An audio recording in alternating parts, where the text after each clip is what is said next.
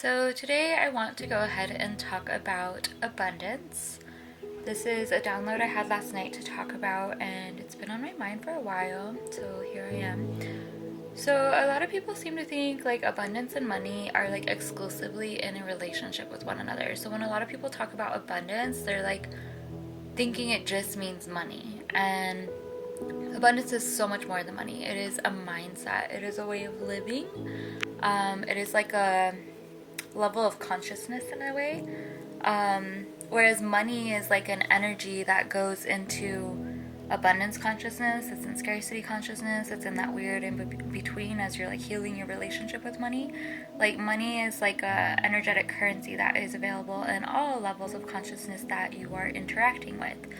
And so with that said, it's really important to cultivate an awareness of the energetics of abundance that are at play in your life. And a really good teacher for me when learning this was and is my garden.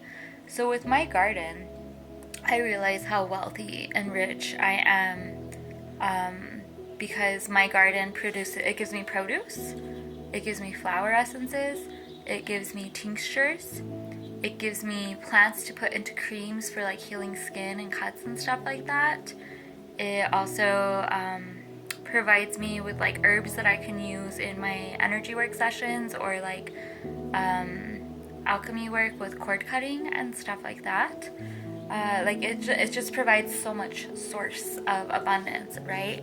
And then on top of that, my garden is also like an excellent teacher, and so it's constantly educating me. And like education is like priceless, not necessarily like the academic education, but like the education of life, right?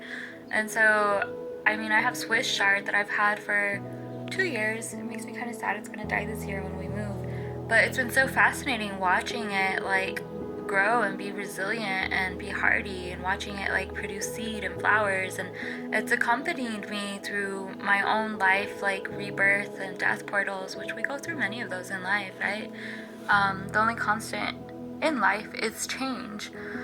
And so recognizing like the ever-changing energetics of abundance that are at play in your life on any given day is a really powerful way to cultivate and create and maintain an abundance mindset. You can also look at like the abundance that you have at your fingertips with like a smartphone. Like you can like go on Google and research from a phone instead of having to go to the library.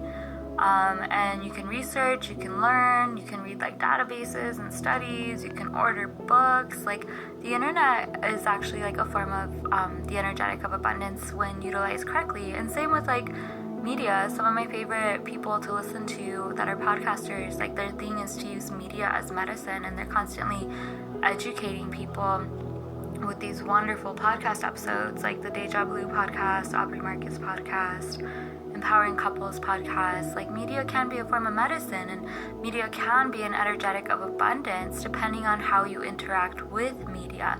And so once you start to like kind of reframe things and see where you do have abundance in your life, like I mean, even those of you that maybe are like on welfare, like EBT cards are an energetic of abundance, because guess what? You're getting food paid for by something outside of you that you and the universe co-created with to bring to you, so you could feel a little more abundant, a little more rich, a little more taken care of, right?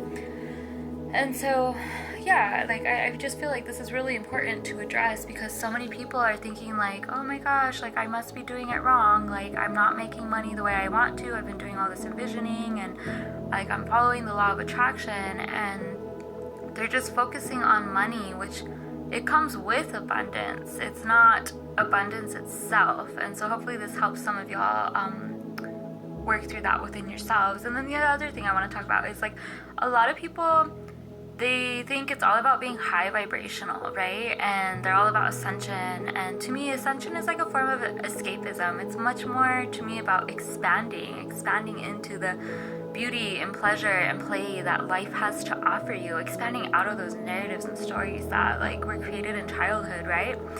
And like that's even an energetic of abundance, is our range of emotions, right?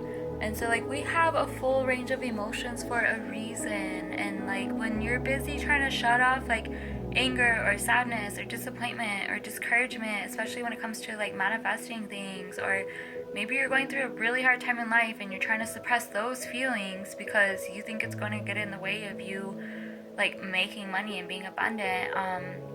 That's not healthy, and it actually gets in the way of you receiving the things that you desire, that you're working on manifesting in regards to your cash flow. So it's really important to like look at like, what did we inherit from our ancestors around money, like, and around abundance? Like, did ancestors say money doesn't grow on trees? Did ancestors go through the famine? Did ancestors go through like times of like no power? Did they go through like times where like they couldn't even grow a garden? Were they always like scrounging? Like, was life merely survival for the ancestors, or are there ancestors that have stories of thriving and like doing well? Like, what is your ancestral history with abundance and with money? And then begin unpacking that within yourself, and then be like, okay, I understand the ancestors, thank you all, thank you for your gifts also, but thank you for like the shadow work stuff that is now available to me.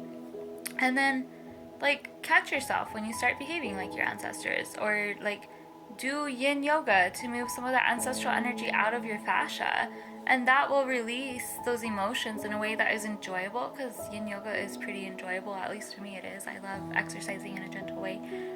It'll move energies out in a way that is enjoyable, and then tells the universe you're serious about like wanting to heal your relationship with abundance and money. And then like also like looking at like, what did your parents say when you were a kid about like you wanting things and like money? Like what are some of the like golden things they used to say? Like, I know my family's like all about working hard for money, and like pleasure and play not really being a thing. Sorry, my cat is scratching the door. And so like that's something that I've had to be mindful of. I've had to work it out, which I've had to do through like a myriad of things. Like, I mean, at first, like, healing's layered. So healing your relationship with abundance and money is like layered.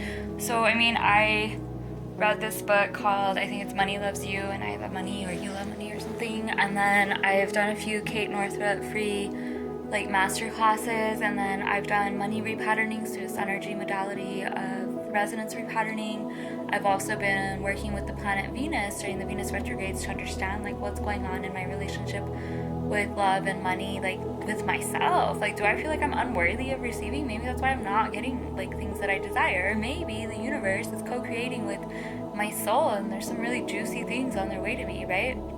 And so it's like really important to do like the self-work, the shadow work around money. And maybe some of y'all like are really abundant and you've made all kinds of money, but like you feel like it's going to get taken away from you.